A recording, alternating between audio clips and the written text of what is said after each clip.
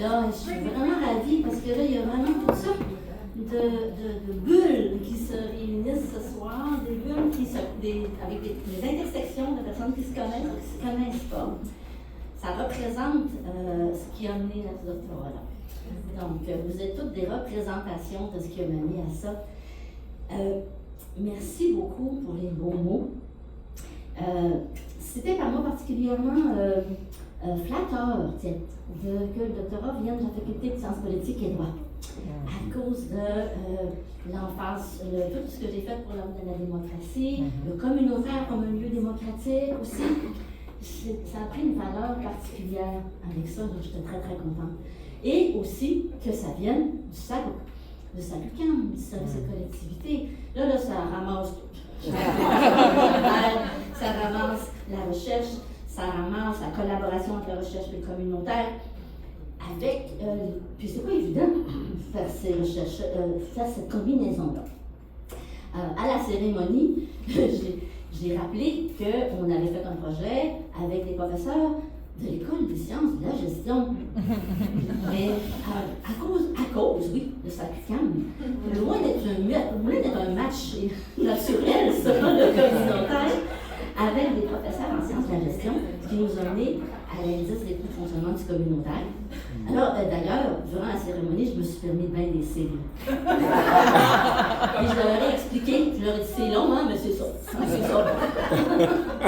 J'ai même nommé les modes de scrutin qu'il fallait nommer. Oh non! Alors, oui, ça serait drôle. Je me suis fait plaisir. Je me suis fait plaisir aussi durant la cérémonie, puis là, je m'adressais aux diplômés. Qu'est-ce qu'on a à dire, nous, du communautaire, à ces diplômés-là, en sciences politiques et droit, c'est quand même pas n'importe quoi, là. Ben, j'ai voulu leur donner le goût de militer. Leur donner le goût de suivre la même école que moi. Moi, j'en ai pas de diplôme pour celui-ci. Dans la vie, mon école, ça a vraiment été le mouvement communautaire, ça a été la militance. Donc, j'ai voulu dire aux diplômés, il y en a une autre école, c'est l'école de la militance, allez-y. Alors, je pense que je voyais des regards chez les diplômés en bas, qui étaient tous dans les rangs en avant, qui faisaient que, je voyais des yeux allumés. Je dis, bon, check. Puis, ce que j'ai pensé, puis aussi beaucoup au travail qu'on fait à la table et à la recherche qu'on fait du communautaire, qui n'est pas toujours visible ce qu'on fait comme travaux. Alors, j'ai parlé, Géraldine, de la littérature grise. en demandant aux diplômés, fouillez. Il va falloir vous fouiller pour trouver ce qu'on dit, parce qu'on n'est pas à la bibliothèque nécessairement. Alors, appelez-nous, fouillez, parce que l'expertise, les informations qu'on a, venez les chercher. Mais il va falloir que vous allez devoir travailler pour les chercher, parce que c'est pas facile à trouver. Il faut reconnaître ça.